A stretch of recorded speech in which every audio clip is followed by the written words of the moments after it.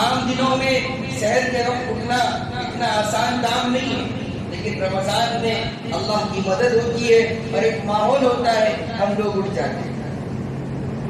لیکن اگر غیر رمضان میں اگر ہم اٹھیں گے، ایک مہینے کے گزرنے کے بعد اگر ہم اٹھیں گے تو پھر ہم سے رمضان کامیاب ہوگا۔ ہم نے رمضان سے بہت کچھ سیکھا ہے۔ تہجد کی جو پابندی رمضان میں تھی وہ غیر رمضان میں بھی ہونا چاہیے۔ خاص طور پر نوجوانوں کو تو چاہیے کہ آج امت مسلمہ پر جو حالات آئے ہوئے ہیں، جن حالات سے ہم گزر رہے ہیں، جس قسم کرسی کے حالت میں ہم لوگ ہیں اور کیسے حالات اشارات دیکھیں، ہم اپنی نگاہوں کے سامنے حالات ہیں، ایسے حالات میں اللہ سے ہمارا رشتہ بہت مضبوط ہونا چاہیے۔ تو تہجد کی پابندی کا عزم لے کر ہم اس مہینے کو رخصت کریں۔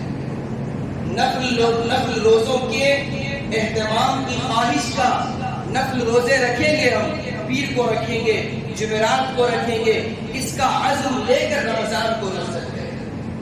رمضان کو رخصت کرے، وہ اپنے مقصد کو سمجھانے کے لیے آیا ہے، وہ پھر آئے گا 11 مہینے کے بعد، لیکن ہم لوگ اس وقت موجود رہیں گے اس کے استقبال کے لیے یا نہیں رہیں گے ہمیں معلوم نہیں ہے، لیکن جب ہمیں اسے رخصت کرنا ہے اس کو رخصت کر رہے ہیں۔ تو تہجد تراویح ہم لوگوں نے پڑھی ہے، کم از کم ہم سنتوں اور نوافل کے اہتمام کا عزم لے کر، حوصلہ لے کر، وعدہ کر کے ہم رمضان کو رخصت کریں،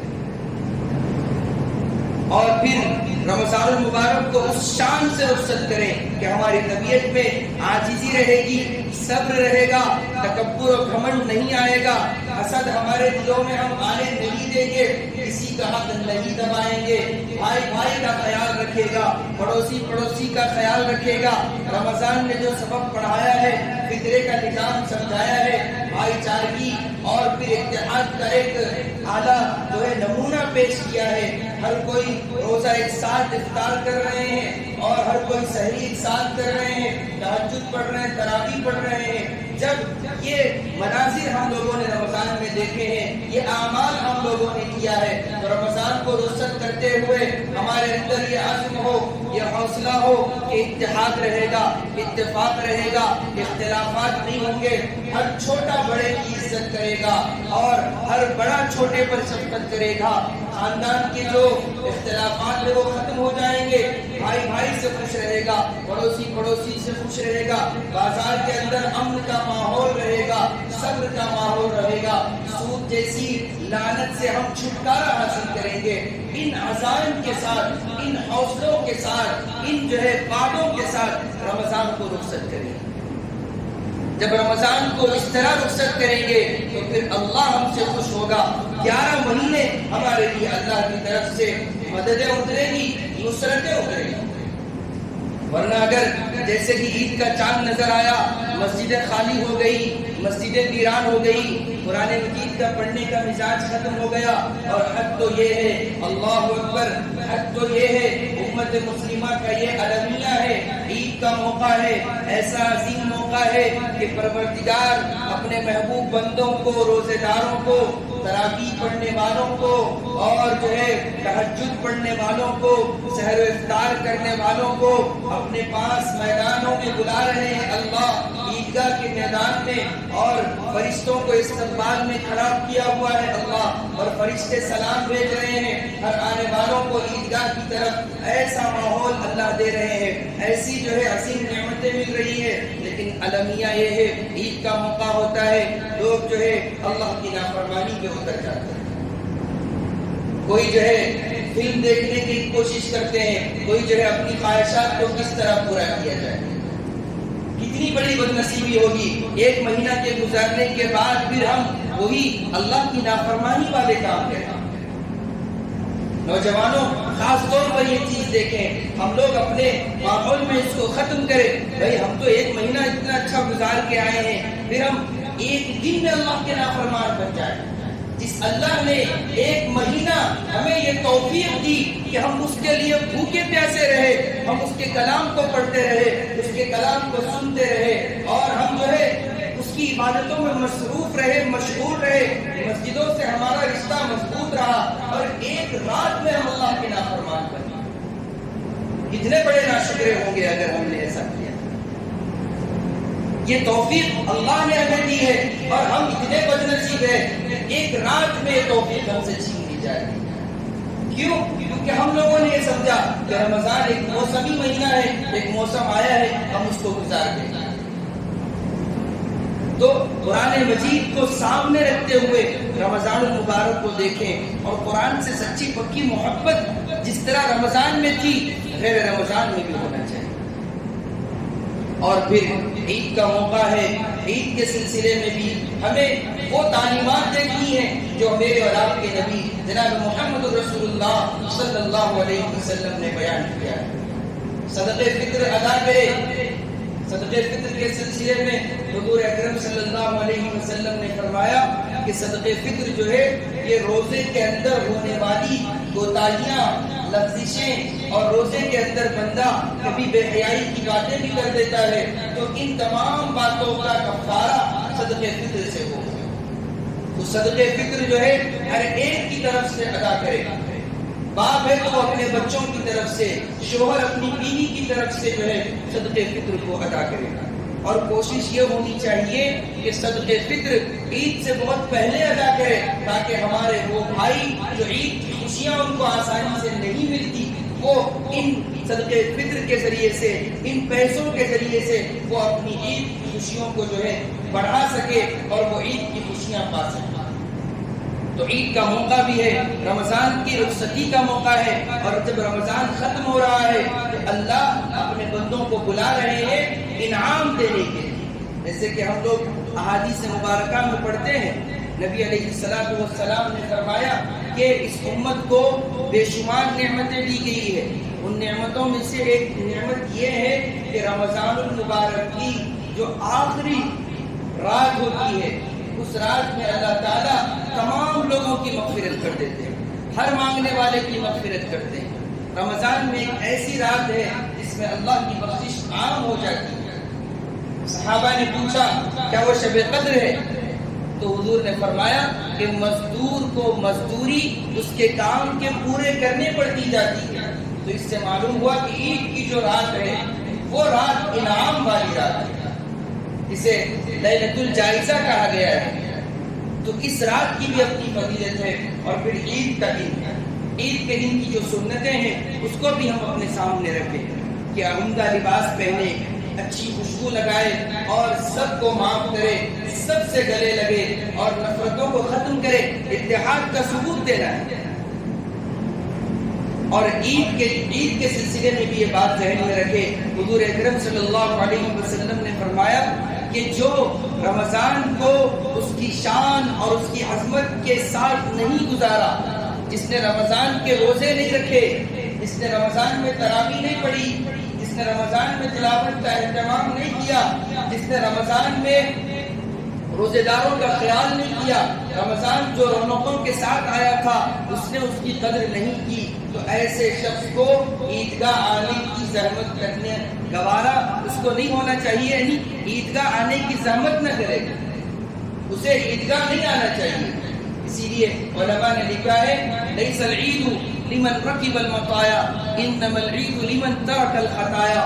عید اس کی نہیں ہے جو سواریوں پر سوار ہو کر آئے، بڑی بڑی گاڑیوں میں آئے.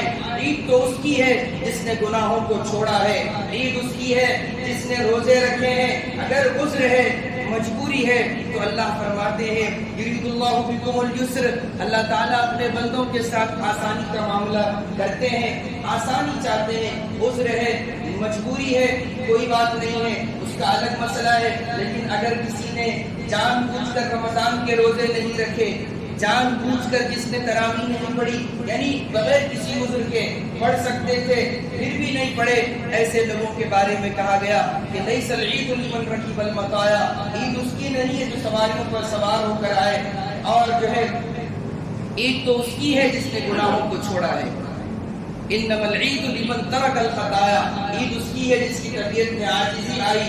عید اس کی ہے جس نے روزے سے سیکھا ہے صبر. عید اس کی ہے جس نے علماء کی قدر سیکھی، حفاظ کی قدر سیکھی، قرآن کی عظمت کو سمجھا، اس کو صحیح پڑھنے کی کوشش کی، اس کو صحیح اپنے بچوں کو پڑھانے کی کوشش کی. عید تو اس کی ہے. فرمایا لیس العید لمن لبس الثوب الجدید، عید اس کی نہیں ہے جس نے نئے کپڑے پہنے ہیں، جس نے عید کی شاپنگ کے لیے بہت زیادہ محنتیں کی ہے، ٹیلر سے جو ہے منت سماجت کر کے نئے جوڑا بنائے ہیں، یا جو ہے اچھے سے اچھا کپڑا خریدے ہیں۔ عید اس کی نہیں ہے۔ عید لیس العید لمن لبس الثوب الجدید انما العید لمن امن من البعید، عید تو اس کی ہے جس کو اللہ کی طرف سے یہ اعلان ہو گیا ہے کہ تیری بخشش ہو گئی ہے، تیری معافی ہو گئی ہے۔ عیدگاہ سے جب بندہ نکلتا ہے تو اس کے سارے گناہ معاف ہو جاتے ہیں۔ لیکن جو حقوق العباد ہے، بندوں کے ساتھ متعلق، بندوں سے متعلق جو حقوق ہے اور یہ چیزیں ہیں، اس کو ہم ختم کر لیں گے تو پھر اللہ اپنے حقوق کو معاف کر دیں گے۔ اگر کسی نے کسی کا حق دبایا ہے، کسی کو جو ہے ظلم کیا ہے، یا پھر کوئی ہم سے ناراض ہے، کوئی بھی ایسا معاملہ ہے تو اس کو ختم کر لیں گے تو پھر ادھر معاملہ آسان ہو جائے گا۔ اللہ کی طرف سے تو معافی عام ہے، اعلان مغفرت ہے، اعلان بخشش ہے، لیکن بندوں سے متعلق اگر کچھ حقوق ہے تو اس کو ختم کر لیں گے تو پھر ہم بالکل گناہوں سے پاک اور صاف ہو کر نکلیں گے عیدگاہ سے، اور پھر ہمارے 11 مہینے جو ہے ہم ان کے ساتھ سکون کے ساتھ گزریں گے۔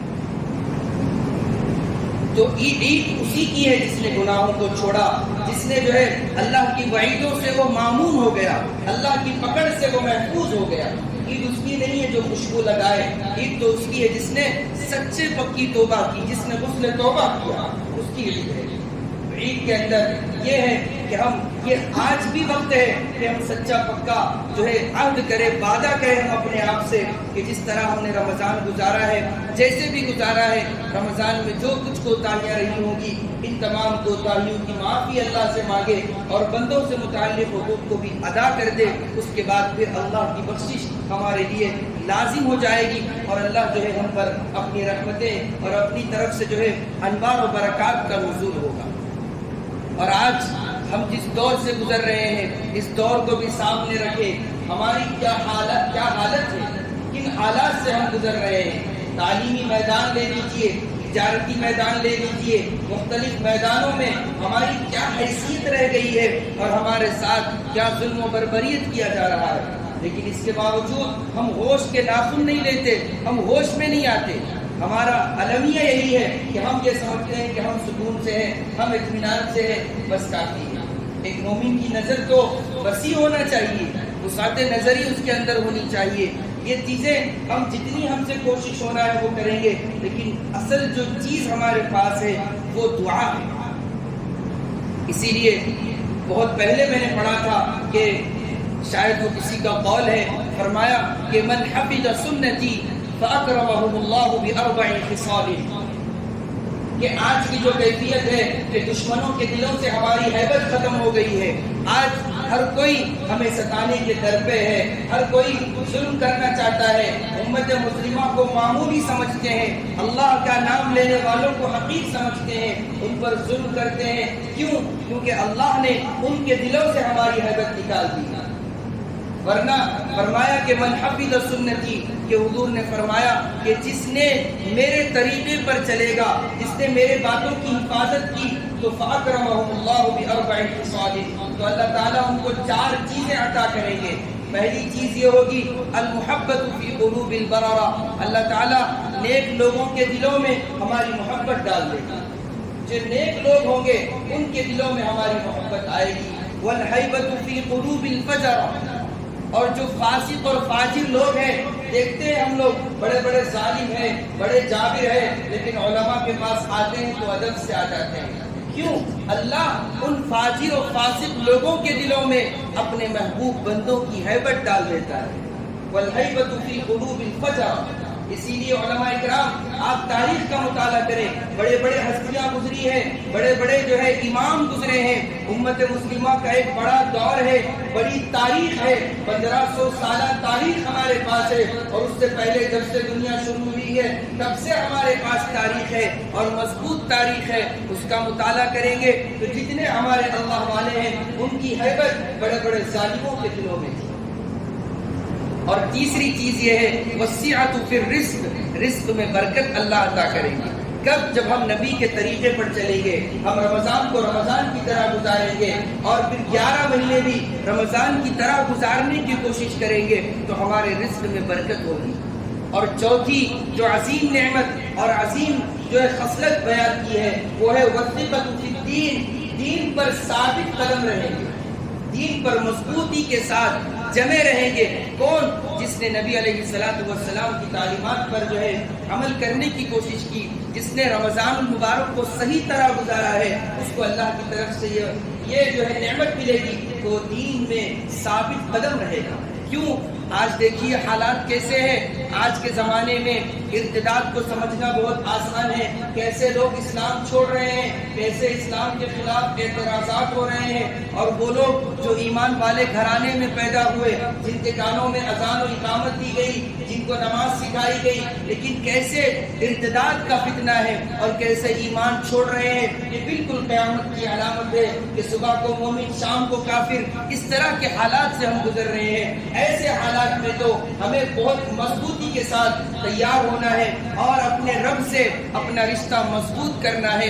کہنے والا بھی محتاج ہے، ہم سب محتاج ہے، پوری امت محتاج ہے۔ اس وقت ہر ملک کی آپ جائزہ لیجئے کہ امت مسلمہ کے ساتھ کیا حالات ہو رہے ہیں۔ ہم صرف ان حالات کا تذکرہ، ان حالات کو دیکھ کر ہم پریشان نہ ہو، بلکہ ہم وہ دیکھیں کہ 313 کا منظر، یہی مبارک مہینہ رمضان کا 313 کے ایمان کی وہ طاقت و ہیبت تھی کہ بڑی سپر پاور طاقت اس وقت کی۔ ان 313 نہتے اور جو ہے قسم پرسی کی حالت میں اور جو ہے فاقے گزارنے والے لوگ جن کے پاس نہ اسلحہ ہے نہ سامان ہے، لیکن ایمان کی ایسی مضبوطی، اللہ سے ایسا مضبوط رشتہ کہ فرشتے ان کی مدد کے لیے اترتے ہیں۔ آج بھی اترتے ہیں فرشتے، بار بار اترتے ہیں مدد کے لیے، ہمیں نظر نہیں آتے یا ہماری وہ کیفیت نہیں ہے۔ اللہ تعالیٰ سے دعا ہے اللہ تعالیٰ ہم تمام کو سچا پکا ایمان والا بنائے اور جب تک زندہ رکھے اللہ ہمیں اسلام پر ایمان پر قائم رکھے، اور یہ جو حالات آئے ہوئے ہیں ان حالات کو ہم اپنے سامنے رکھیں، اپنے گھروں میں رکھیں۔ خاص طور پر بچیوں کی حفاظت کا مسئلہ، ان کو اچھی تعلیم دینے کا مسئلہ، ان کو اچھی تربیت دینے کا مسئلہ ہماری یہ کوشش ہونی چاہیے، کیونکہ ہمارے پاس جو سب سے عظیم نعمت ہے، جو مال و دولت سے بڑھ کر ہے، جو اللہ نے ہمیں بن مانگے عطا کی، اس عظیم نعمت کو سمجھیں۔ وہ عظیم نعمت ایمان ہے۔ ایمان ایک ایسا عظیم جو ہے سرمایہ ہے، اس عظیم نعمت کا ہم کبھی جو ہے ہم اس نعمت، اللہ نے جو اتنی بڑی نعمت ادا کی ہے، ہم اس کا شکر ادا نہیں کر سکتے۔ ایمان بہت بڑی دولت ہے، اس دولت کی وجہ سے ہم سب بیٹھے ہوئے ہیں، ہمارے اندر انسانیت ہے، پاکی صفائی ہم لوگ اچھی طرح جانتے ہیں، حلال و حرام کی تمیز یہی ایمان کی وجہ سے ہمارے اندر ہے۔ اس کو بچانا آخر زمانے میں بہت ضروری ہے۔ تو گھروں کے اندر کسی بزرگوں کی کتابیں پڑھنے کا ماحول، گھر کے اندر سب لوگ ساتھ بیٹھنے کا ماحول، اور جو ہے دین کی باتیں آپس میں ایک دوسرے سے کرے، اور گھر کے اندر باپ ایک بڑا کردار ادا کرے کہ یہ آنے والے حالات کے اندر اور اس ملک کے اندر ہماری نسلیں اور ہمارے بچے کیسے جو ہے ایمان پر قائم رہ سکیں۔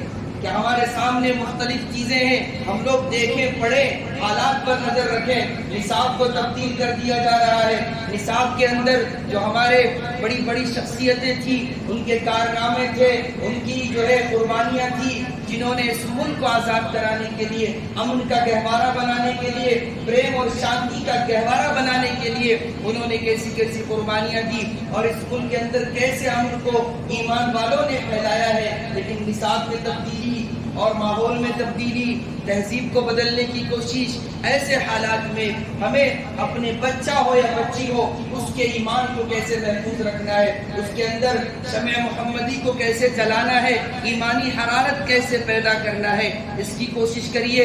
علماء کی باتیں سنیے، اور خاص طور پر جمعہ جو عظیم نعمت ہمیں ملی ہے اس کی قدر کرے۔ جمعے کی نماز جہاں بھی پڑھیے لیکن بیان سے پہلے پہنچیے، جس مسجد میں نماز پڑھنا ہے پڑھیے، بیان کو حقیر مت سمجھیے کہ اس کے اندر جو باتیں کہی جائے گی اس کے اندر ہمیں معلومات ہوں گے۔ اگر پہلے سے باتیں معلوم ہیں تو پھر ہماری ان معمولات کو، ان معلومات کو ہم بار بار سنیں گے تو ہمارے اندر عمل کا داعیہ پیدا ہوگا، عمل کا مزاج پیدا ہوگا۔ چھوڑ دیجئے، جب اللہ خود کہہ رہے ہیں جب نماز کے لیے بلایا جائے کہ تم خرید و فروخت کو چھوڑ دو، اللہ کے ذکر کی طرف دوڑو، اس کا کیا مطلب کہ نماز کب ہے، خطبہ جب ہے تب سے ہم آئیں گے؟ ایسا نہیں ہے۔ ہم کوشش کریں ہمارے بھائیوں کو، دوستوں کو بھی یہ بات بتلا دیں کہ جمعے کے دن جمعے کی نماز ہمیں کہیں پر بھی پڑھنا ہے، شہر کی کسی بھی مسجد میں پڑھیے، گاؤں کی کسی بھی مسجد میں پڑھیے، لیکن جمعے کے بیان سے پہلے حاضر ہو جائیے۔ جمعہ ایک عظیم نعمت ہے، اور پھر اس ملک کے اندر ہمارے پاس جمعے سے پہلے جو بیان ہوتا ہے، یہ دوسرے ممالک کو یہ نعمت حاصل نہیں ہے، دوسرے مذاہب، دوسرے جو ہے ممالک کے اندر بھی یہ چیز نہیں ہے، اور پھر تو جمعہ جیسی عظیم نعمت دوسرے مذاہب کو کہاں نصیب ہے؟ وہ تو ان کی تعلیمات تو بالکل جو ہے خلاف ہے اور امن کے خلاف ہے، اور وہ ان چیزوں کو سمجھ ہی نہیں سکتے۔ تو ہم اپنا جائزہ لیں، اور رمضان کو جس طرح ہم لوگوں نے گزارا ہے غیر رمضان میں بھی اسی طرح ہم گزاریں۔ حلال و حرام کی تمیز خاص طور پر ہمارے اندر ہونی چاہیے، سود جیسی لعنت سے ہمیں بچنے کی کوشش کرنی چاہیے، اور خاص طور پر جو نشہ کے عادی ہے، صحت بھی خراب ہے، روح بھی خراب ہے، اور معاشرہ خراب ہوتا ہے جب گھر کا ایک انسان شراب کا عادی ہوتا ہے، نشے کا عادی ہوتا ہے، غلط کام کا عادی ہوتا ہے، اس گھر کے بچے، اس گھر کی عورتیں، اس گھر کا نظام پورا برباد ہو جاتا ہے، پوری سوسائٹی کے اندر اس گھر کی اہمیت ختم ہو جاتی ہے، اس گھر کی بیٹیوں کی عزت ختم ہو جاتی ہے۔ خاص طور پر یہ خیال رکھے، گھر کا سربراہ، گھر کا بھائی، گھر کا فرد ایسا ہونا چاہیے کہ معاشرے کے اندر، سوسائٹی کے اندر اس کی مثال بیان کی جائے، اس کے اخلاق کے، اس کے کردار کے، اور اس کی اچھی عادتوں کے تذکرے ہونا چاہیے۔ یہ مزاج ہمارے گھروں کا ہو، ہمارے ماحول کا ہو، تو پھر ہم انقلاب لا سکتے ہیں۔ ہم اپنے جو ہے مستقبل کو اگر روشن کرنا ہے، ہم ماضی کی طرف جائیں، نبی رحمت صلی اللہ علیہ وسلم کی تعلیمات کو پڑھیں، مکہ مکرمہ کے حالات کا جائزہ لیں۔ قرآن مجید کے نزول کا زمانہ ہے، مکہ مکرمہ کے اندر ظلم و بربریت عام ہو چکی ہے، ہر طرف ظلم ہے، اندھیرا ہے۔ ایسے ماحول میں جب قرآن کا نزول ہوا، صحابہ نہتے ہیں، تھوڑے ہیں، جن کی تعداد بہت تھوڑی ہے، انگلیوں پر گنا جا سکتا ہے، صرف اتنے لوگ ہیں جن کو انگلیوں پر گنا جا سکتا ہے، لیکن وہ قبیلوں سے ٹکرا رہے ہیں، ملکوں سے ٹکرا رہے ہیں، ظالموں سے ٹکرا رہے ہیں۔ کیوں؟ کیونکہ ایمان کی اہمیت ان کے پاس تھی، ایمان کی عظمت ان کے پاس تھی۔ تو ہمیں بھی چاہیے کہ ہم اپنے اندر ایمانی حرارت کو اس طرح پیدا کریں، اور رمضان سے جو کچھ ہم نے حرارت حاصل کی ہے، گرمی حاصل کی ہے، اس کو برقرار رکھنے کی کوشش کریں۔ اللہ تعالیٰ سے دعا ہے اللہ تعالیٰ ہم تمام سے راضی ہو جائے، رمضان المبارک ہم سے قبول کرے، اور اللہ تعالیٰ جو ہے ہمیں بار بار ہماری زندگی میں رمضان عطا فرمائے، اور جو باتیں حق تھی اس پر عمل کی توفیق عطا فرمائے، ناسمجھی و نادانی میں جو باتیں غلط نکلی ہے اللہ تعالیٰ اس سے حفاظت فرمائے۔ آمین۔ وآخر دعوانا الحمد للہ رب العالمین۔